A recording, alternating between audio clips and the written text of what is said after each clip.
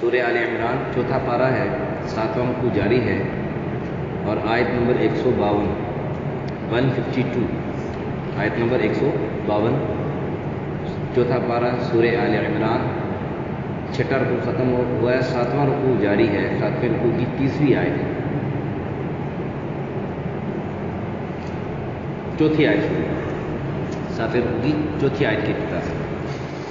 اعوذ باللہ من الشیطان الرجیم، بسم اللہ الرحمن الرحیم، وَلَقَدْ صَدَقَكُمُ اللَّهُ وَعْدَهُ إِذْ تَحُسُّونَهُم بِإِذْنِهِ حَتَّى إِذَا فَشِلْتُمْ وَتَنَازَعْتُمْ فِي الْأَمْرِ وَعَصَيْتُم مِّن بَعْدِ مَا أَرَاكُم مَّا تُحِبُّونَ مِنكُم مَّن يُرِيدُ الدُّنْيَا وَمِنكُم مَّن يُرِيدُ الْآخِرَةَ ثُمَّ صَرَفَكُمْ عَنْهُمْ لِيَبْتَلِيَكُمْ وَلَقَدْ عَفَا عَنكُمْ وَاللَّهُ ذُو فَضْلٍ عَلَى الْمُؤْمِنِينَ إِذْ تُصْعِدُونَ وَلَا تَلْوُونَ عَلَى أَحَدٍ وَالرَّسُولُ يدعوكم في أخراكم فأثابكم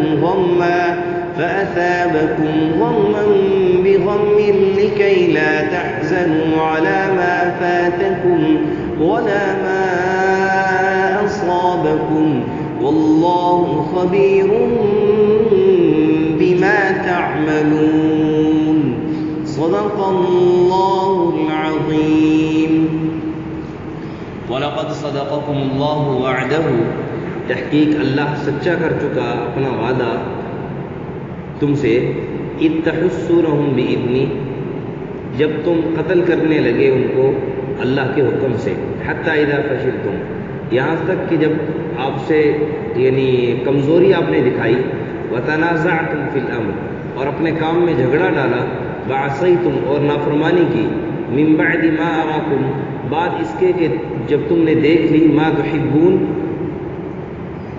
تمہیں دکھائی جا چکی، تمہیں دکھا چکا اللہ، ما تحبون، جو تم پسند کرتے ہو، خوشی کی چیز، تمہاری پسندیدہ چیز، منکم من یرید الدنیا، بعض تم میں سے دنیا چاہتے تھے، ومنکم من یرید الآخرہ، بعض تم میں سے آخرت چاہتے تھے، ثم صرفکم عنہم، پھر تم کو الٹ دیا ان پر سے، لیبتلیکم، اس لیے کہ تمہیں آزمائے، وَلَقَدْ عَفَا عَنْکُمْ، لیکن تحقیق اللہ آپ کو معاف کر چکا، واللہ ذو فضل علی المؤمنین، اور اللہ فضل والا ہے، اللہ کا فضل ہے ایمان والوں پر، اذ تصعدون، جب تم چڑھے جا رہے تھے، ولا تلوون، اور پیچھے مڑ کر نہیں دیکھ رہے تھے، علی احد، کسی کو بھی، والرسول یدعوکم فی اخراکم، اور رسول تمہارے پیچھے تمہیں بلا رہے تھے تمہارے بعد، فاصابکم غما بغم، پھر پہنچا تم کو غم کے غم پر غم، غم بغم، غم پر غم یا غم کے بدلے غم، لکی لا تحزن، تاکہ تم غم نہ کرو، علی ما فاتکم، اس پر جو تم سے فوت ہو گیا، ولا ما اصابکم، اور اس پر جو تمہیں پیش آئی، مصیبت جو تمہیں پیش آئی، واللہ خبیر بما تعملون، اور اللہ کو خبر ہے تمہارے کاموں کی، اللہ تمہارے کاموں کو خوب دیکھنے والا ہے۔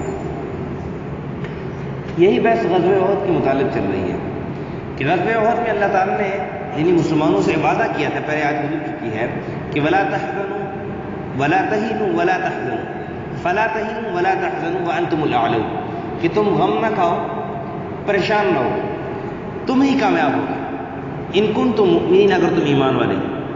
اللہ نے وعدہ کر دکھایا غزوہ احد کی ابتدا میں، وعدہ اپنا سچا کر کے دکھایا کہ مسلمان کافروں کو خوب پیٹنے لگے، کہا کہ حتی اذ تحسونہم بإذنہ، کہ تم ان کو خوب پیٹنے لگے، خوب ان کو قتل کرنے لگے اللہ کے حکم سے، حتی اذا فشلتم، یہاں تک کہ جب تم نے نامردی دکھائی یعنی کمزوری دکھائی، وتنازعتم فی الامر، اور اپنے کام میں تنازع ڈالا، جھگڑا ڈالا، اختلاف ڈالا، وہی اختلاف جو صحابہ کرام تیر کمان نبی پاک صلی اللہ علیہ وسلم جن کو کھڑا کر کے تشریف لے گئے تھے احد کے پہاڑ پر ایک جگہ پر کہ یہاں پر تم نے کھڑا رہنا ہے، اب اس میں جب کافر بھاگنے لگے تو رائے کی تبدیلی ہوگی، رائے کا اختلاف ہو گیا، بعض صحابہ کہنے لگے کہ دیکھو نبی پاک صلی اللہ علیہ وسلم کا حکم جنگ تک تھا، اب جنگ ختم ہو چکی، اب ہمیں یہاں سے چلنا چاہیے، لیکن امیر کا حکم جو نبی پاک صلی اللہ علیہ وسلم نے پر ذمہ دار مقرر کیا تھا جو ان پر بڑا مقرر کیا تھا اس کا حکم یہ تھا، انہوں نے کہا تھا نہیں نبی پاک صلی اللہ علیہ وسلم نے فرمایا تھا جب تک میں تمہیں نہ کہوں اس وقت تک آپ نے نہیں یہاں سے اترنا ہے. لہذا نبی پاک صلی اللہ علیہ وسلم کے بعد کا مطلب یہی ہے کہ جب تک آپ صلی اللہ علیہ وسلم حکم نہ دے اس وقت تک ہم یہاں سے نہیں لیں. اس سے ایک بات یہ سمجھ میں آتی ہے کہ آپ کا جو بڑا ہے اگر آپ کو کوئی حکم دیتا ہے تو جائز امور میں اس کی تابعداری بھی لازمی ہے. جائز امور میں اس کی تابعداری بھی لازمی ہے اپنے اور بڑے کو چاہیے کہ اپنے ماتحت کو سمجھاتا رہے اور اس کو ٹھیک راستے پر اس کی رہنمائی کرتے رہے ہر معاملے میں. یہ بڑے کا حق ہے. چھوٹے کا اس معاملے میں حق یہ ہے کہ بڑا اگر اس کو کوئی رہنمائی کرتا ہے کوئی اچھی بات بتاتا ہے تو اس کو چاہیے کہ اس کو لے اور اس پر عمل کرے. یہ نہیں کہ بڑا یہ کہے جی کہ میں اس کو کیوں سمجھاؤں، اس کو خود نہیں پتہ، اور چھوٹا یہ کہے کہ یہ تو ویسے ہی لگا رہتا ہے ہر وقت جو ہے نا وہ ہمیں ٹینشن دیتا رہتا ہے اس لیے میں اس کی بات نہیں سنتا. نہیں، دونوں طرف سے ہدایت ہے. بڑے کو چاہیے کہ چھوٹے پر رہنمائی کرے، چھوٹے کو چاہیے اس کی بات مانے. نہیں مانے گا چھوٹا نقصان کرے گا، اور بعض اوقات چھوٹا ایسا نقصان کرے گا جس میں اس بڑے کا بھی نقصان ہو جائے گا. یہ مثال اس میں یہاں ہوئی. صحابہ کرام نے اس وقت یعنی چونکہ اجتہادی غلطی انہوں نے کی، امیر کی بات نہیں مانی اور تشریف لے گئے، تو جس سے نہ صرف یہ کہ جو باقی ان کے ساتھی تھے ان کو بھی نقصان پہنچا، اپنا بھی نقصان ہوا، یہاں تک کہ نبی پاک صلی اللہ علیہ وسلم کا بھی یعنی زخم کھانے پڑے اس وجہ سے. تو یہ بات اس سے سمجھ میں آتی ہے کہ بڑا اگر کوئی حکم دے تو جائز امور میں اس کو حکم کی تابعداری. اور اگر کوئی بڑے کا حکم مان رہا ہے، بڑے کی بات سن رہا ہے، اس کی تابعداری کر رہا ہے، دوسرے لوگ اس کو کہتے ہیں کہ یہ تیسی کر رہا ہے، یہ غلط بات ہے. یہ اللہ کا حکم ہے. کیا ہے؟ اللہ کا. اور جو یہ کہہ رہا ہے نا، جو یہ کہہ رہا ہے اصل چیز یہ فسادی ہے. بنیادی طور پر اگر دیکھا جائے نا، جو یہ کہتے ہیں نا یہ فلانا تیسی کر رہا ہے، فلانا یہ کر رہا ہے، فلانا یہ کر رہا ہے، ہر وقت جی سر کرتے ہیں. ہاں ناجائز کام میں اس کی تابعداری نہیں کرنی چاہیے. جائز حکم دے رہا ہے، رول ریگولیشن کے مطابق حکم دے رہا ہے، ماننا لازمی ہے. نہیں مانو گے گناہ گار ہوگا، اگرچہ دنیاوی امور کے معاملے میں کیوں نہیں. آپ کا بڑا ہے، حاکم ہے، چاہے آپ کا یعنی حاکم سے مراد ہر ایک بڑا جو آپ سے بڑا ہے عہدے میں، جس کے ماتحت آپ کام کر رہے ہو وہ آپ سے بڑا ہے. جائز امور میں اس کی تابعداری لازمی ہے. ناجائز امور میں پھر یہ ہے کہ اس میں پھر یہ کہا کہ وصاحبہما فی الدنیا معروفا، بدتمیزی کی پھر بھی اجازت نہیں ہے. ناجائز امور میں بھی بڑے سے بدتمیزی کی اجازت نہیں ہے. ہاں یہ ہے کہ اس کی بات نہ مانو، مناسب طریقے سے انکار کرو. اسی طرح اگر آپ کو بڑا کوئی حکم دیتا ہے اور وہ آپ کی ڈیوٹی میں شامل نہیں ہے، یا آپ سے چھوٹا آپ کو کوئی ریکویسٹ کرتا ہے، کوئی بات کرتا ہے، تو آپ کو اختیار ہے مانو یا نہ مانو. اس صورت میں اگر آپ نے اس کا یہ کام کرنا ہے، اس کی بات ماننی ہے، تو صاف بتلا دو کہ یہ بات میں مانوں گا، اور پھر اپنے وعدے کے لِمَ تَقُولُونَ مَا لَا تَفْعَلُونَ اس پر مت چلو. صاف بتلا دو یہ بات مان سکتا ہوں، میں یہ کام کر سکتا ہوں اور میں کروں گا. اور اگر بالفرض کسی بھی وجہ سے آپ نہیں کر سکتے ہو کام یا نہیں کرنا چاہتے، تو مناسب الفاظ میں صاف اس کو بتلا دو. اس کو جو ہے نا وہ انتظار میں مت رکھو. اکثر آج کل یہ ہوتا ہے، کیا کہتے ہیں لوگ، کہتے ہیں جی شرما شرمی میں نے اس کو ہاں تو کر دی ہے لیکن اب جا نہیں سکتا، کیا کروں، اب اس کا یہ کام کر نہیں سکتا تو کیا کروں. نہیں، مناسب الفاظ میں اس کو بتا دو، بھائی معذرت میں آپ کا یہ کام نہیں کر سکتا، میں آپ کی اس معاملے میں مدد نہیں کر سکتا، یا آپ جو مجھے کام کر رہے ہو میں یہ کام نہیں کر سکتا. آپ نہ اس بات پر جس کا یہ کام ہے، جو بات کہنے والا ہے، اس کو بھی چاہیے کہ وہ ناراض ہو. کیوں؟ آپ کو خوشی ہونی چاہیے کسی مجھے صاف صاف بات بتا دی، آپ اس کے انتظار میں نہیں رہے. اگر وہ آپ کو کہہ دیتا ہے میں یہ کام کروں گا اور پھر نہ کرتا، دگنا نقصان، آپ کو دگنا دکھ ہوتا. اس سے بہتر ہے اس نے آپ کو صاف کہہ دیا کہ میں کام آپ کا نہیں کر سکتا. خیر یہ موضوع دوسری طرف چلا جائے گا، بہت دور بات چلی جائے گی. بہرحال بڑے کا حکم ماننا یہ لازمی ہے، اور اگر نہیں مانے گا تو گناہ گار ہوگا، اور بعض اوقات ایسا نقصان کرے گا، اس میں اپنا بھی نقصان تو ہوگا ہی ہوگا، دوسرے کا بھی نقصان کرے گا. پھر کہا کہ وَعَصَيْتُم مِّن بَعْدِ مَا أَرَاكُم مَّا تُحِبُّونَ. یہاں سے مراد مال غنیمت ہے کہ چونکہ صحابہ پر اس وقت جو ہے وہ انتہائی دنیاوی اعتبار سے انتہائی غربت کا سا عالم تھا. فاقے چل رہے تھے. تو اب کہتے ہیں نا کہ اندھے کو کیا چاہیے؟ 2 آنکھیں. اب ان کو مال غنیمت جب نظر آیا تو انہوں نے فطری طور پر کہ فاقے چل رہے ہیں تو اللہ کی طرف سے ایک نعمت ہے تو ہم اس کو اکٹھا کریں. تو اس کو بتانے کے لیے اللہ نے کہا کہ بعد ما أراكم ما تحبون، جب آپ نے ہماری غنیمت دیکھ لی اور وہ آپ کو اس کی ضرورت بھی تھی، تو اس لیے جو ہے نا وہ آپ کو آپ کی یعنی ایک قسم کی پسندیدہ اس اعتبار سے کہ وہ آپ کو اس چیز کی ضرورت تھی. تو صحابہ کرام نے اجتہادی غلطی ہوئی صحابہ کرام سے، چند صحابہ کرام سے، وہ وہاں سے اترے اور آگے جو ہے ہماری غنیمتیں اکٹھا کرنے میں مصروف ہو گئے. آگے خالد بن ولید نے پیچھے سے حملہ کر دیا، اس وقت تو مسلمان نہیں ہوتے، جب بعد میں مسلمان ہوئے رضی اللہ عنہ. پھر اس وقت یہ آگے چل کر آئے گا کہ منکم من یرید الدنیا ومنکم من یرید الآخرہ، کہ بعض تم میں سے دنیا کے طلبگار تھے کہ ان کے ذہن میں دل میں ایک جائز خواہش تھی، وہ ناجائز خواہش نہیں تھی. ایک جائز خواہش تھی کہ ہم کافروں پر حملہ کریں گے کیونکہ اللہ کا وعدہ ہے، اللہ ہمیں کامیاب کریں گے، ایمان والے تو ہم ہیں ہی، تو چلو ذرا مال غنیمت ہاتھ آ جائے گا، ذرا فکر و فاقے جو ہے نا وہ ذرا کم ہو جائیں گے، ان میں کمی آ جائے گی. اور بعض میں مخلص تھے، خالص مخلص تھے کہ مال غنیمت ہاتھ آئے یا نہ آئے ہمیں کام اللہ کی رضا کے لیے کریں. اور اکثر صحابہ کرام اسی طرح تھے. وہ چند ایک کے جو ہے اگر کوئی مطلب ابھی مسلمان ہوئے ہیں یا ان میں جو بعض منافقین بھی شامل ہو رہے تھے جو بظاہر اپنے آپ کو مسلمان کہتے تھے لیکن تھے مسلمان نہیں، لیکن اللہ نے نشاندہی کر دی. ابن عباس رضی اللہ تعالیٰ کہتے ہیں کہ جب یہ آیت نازل ہوئی تو پھر ہم اس سے پہلے ہم سوچ بھی نہیں سکتے تھے کہ ہم میں سے بھی کوئی دنیا کا طالبگار ہے. اس لیے صحابہ کرام کے متعلق یہ بات کلی طور پر نہیں کی جا سکتی کہ صحابہ کرام پورے دنیا کے طلبگار ہیں. خیر پھر اللہ نے کہا کہ ثم صرفکم عنہ، پھر اللہ نے پلٹ دیا ان کو تم پر، یعنی تم جنگ جیت رہے تھے، نافرمانی کی تم نے اللہ کے حبیب صلی اللہ علیہ وسلم کی، اجتہادی غلطی تھی، اس کو نافرمانی سے تعبیر کیا. اس لیے تمہیں آزمانے کے لیے، امتحان میں ڈالنے کے لیے یبتلیکم، تمہیں آزمانے کے لیے اللہ نے وہ جیتی ہوئی جنگ پلٹ دی، جیتی ہوئی بازی جو ہے وہ پلٹ دی. اب تم پر حملہ ہو گیا. اب یہاں پر تو تم والے غنیمت اکٹھا کر رہے تھے، بجائے اس کے تم اس سے مصروف تھے، اوپر تم پر حملہ ہو گیا. لیکن اللہ نے کہا کہ تم سے جو اجتہادی غلطی ہوئی ہے، چونکہ کوئی بھی آدمی اگر کوئی گناہ کرتا ہے تو اس کی جزا سزا کا معاملہ کس کے پاس ہے؟ ہمارے پاس ہے، اللہ کے پاس ہے. اگر کوئی آدمی نافرمانی کرتا ہے، اللہ کی نافرمانی کرتا ہے، تو مجھے کوئی حق ہے کہ میں اس کو کوئی سزا دوں یا اس کو جزا دوں؟ میں کون ہوتا ہوں؟ جزا سزا کس نے دینی ہے؟ ہاں جن امور میں اللہ تعالیٰ نے جن نافرمانی میں دنیاوی طور پر سزا مقرر کی ہے وہ تو حاکم کا کام ہے، قاضی کا کام ہے، وہ دلائے گا. لیکن عام طور پر جزا سزا میرے ہاتھ میں نہیں ہے، فیصلہ کس نے کرنا ہے؟ اللہ نے کرنا ہے. اور اللہ کیا کہہ رہا ہے؟ وَلَقَدْ عَفَا عَنْكُمْ، کہ میں تمہیں معاف کر چکا ہوں. صاف بات ہے کہ نہیں؟ اللہ کیا کہہ رہے ہیں؟ میں تمہیں. اب اس کے بعد کسی کو اجازت ہے کہ وہ صحابہ کرام کے متعلق زبان کھولے کہ انہوں نے جو ہے نا وہ دنیاوی معاملات میں جو ہے نا وہ دنیا لینے کے لیے آگے چلے گئے، دنیا لینے کے لیے اکٹھے ہوئے تھے، دنیا لینے کے لیے جو ہے نا وہ دنیا کے سامان اکٹھے کرنے کے لیے آ رہے تھے، اور یہ کیا وہ کیا؟ کیا خیال ہے؟ جب اللہ نے کہہ دیا میں نے معاف کر دیا ہے، جب اللہ نے کہہ دیا ہے کہ میں نے معاف کر دیا ہے، پھر کسی کو کوئی اجازت نہیں ہے کہ وہ اپنی زبان برانی کرے. ہاں اللہ ذو فضل علی المؤمنین، اللہ کا تو بہت بڑا فضل ہے ایمان والا، اللہ بہت بڑا فضل کرنے والا ہے ایمان والا. پھر کہا کہ تسعدون ولا تلون، جب یہ ہوا کہ تم پلٹ گئے، آپ جہاں پر کافر بھاگ رہے تھے وہاں پر مسلمانوں کے حوصلے پست ہوئے تو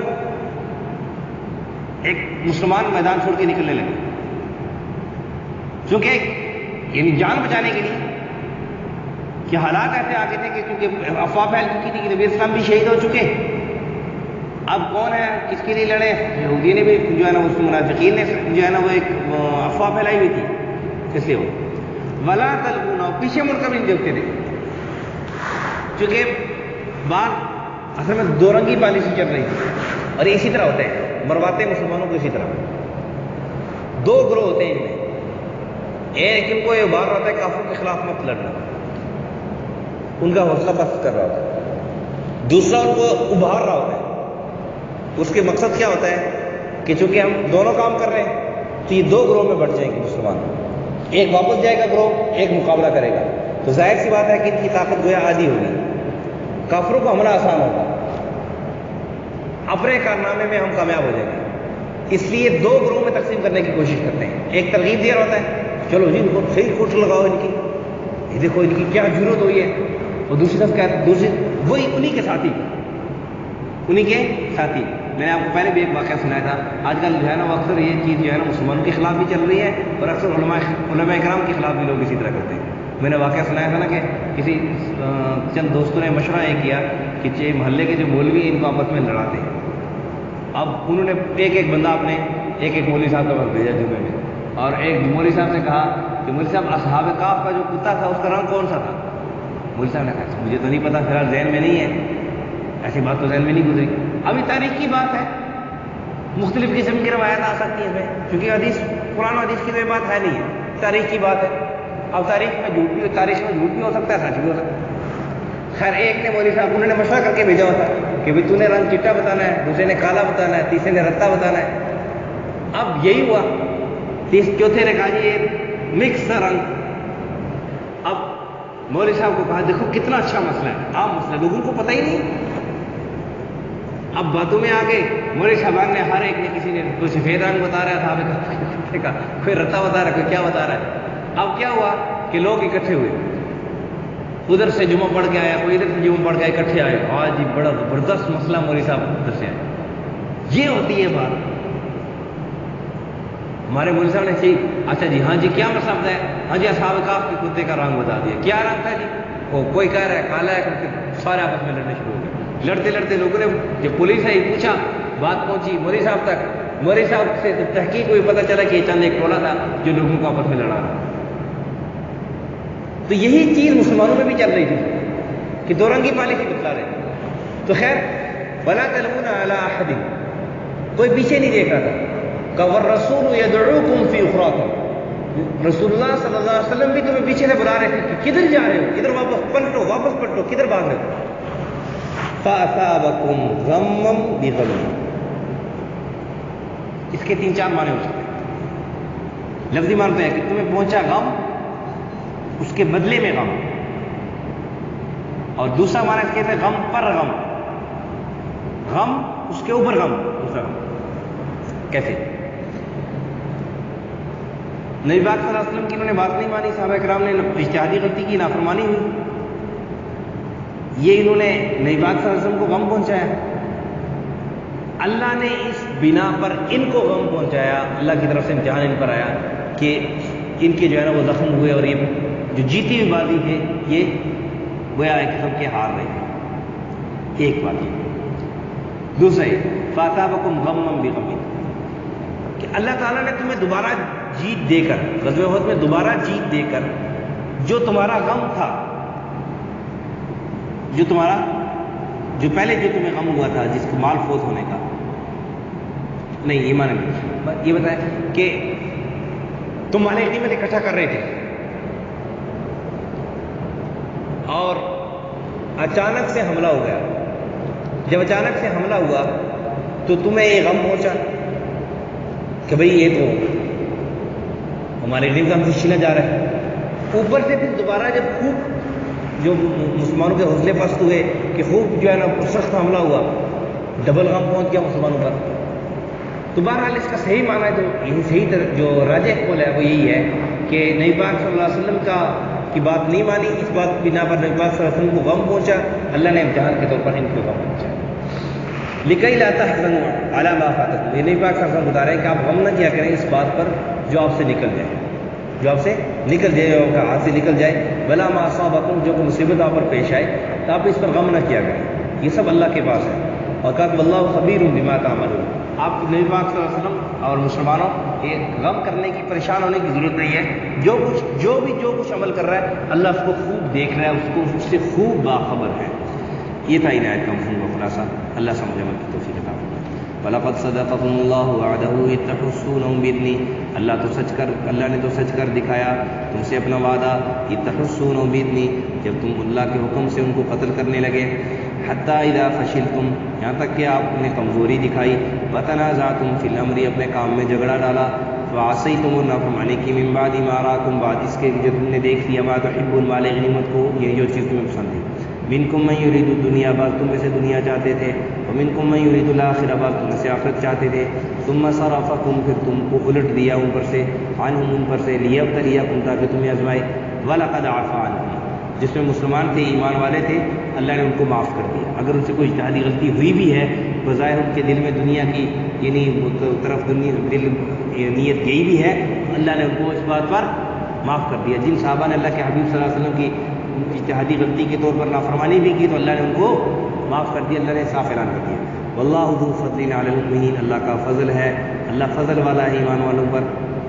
اذ تصعدون، جب تم چڑھے جا رہے تھے، ولا تلوون علی احد، تم میں سے کوئی پیچھے بھی نہیں دیکھ رہا تھا، والرسول، کسی کو، والرسول، اور رسول صلی اللہ علیہ وسلم یدعوکم، آپ کو پکار رہے تھے، فی اخراکم، تمہارے پیچھے سے، فاصابکم غما بغم، پھر تم کو پہنچا غم کے عوض میں غم، لیکن تم نے نہیں بات سے کو غم پہنچایا، اللہ نے تمہیں غم پہنچایا، لکئی لا تحزنوا، تاکہ تم غم نہ کرو، علی ما فاتکم، اس پر جو تم آپ سے نکل گیا، ولا ما اصابکم، اور اس پر جو کچھ آپ کو پیش آئی، مصیبت پیش آئی، اللہ خبیر بما تعملون، اللہ کو خوب خبر ہے تمہارے کاموں کی۔ الحمدللہ رب العالمین والعاقبۃ للمتقین، والصلاۃ والسلام علی اشرف الانبیاء والمرسلین وعلى الملائکۃ المقربین وعلى عباد اللہ الصالحین، ربنا آتنا فی الدنیا حسنۃ وفی الآخرۃ حسنۃ وقنا عذاب النار وادخلنا الجنۃ مع الابرار، یا عزیز یا غفار یا رب العالمین، صلی اللہ علی النبی الکریم محمد وعلی آلہ وسلم۔ جزاک اللہ خیر۔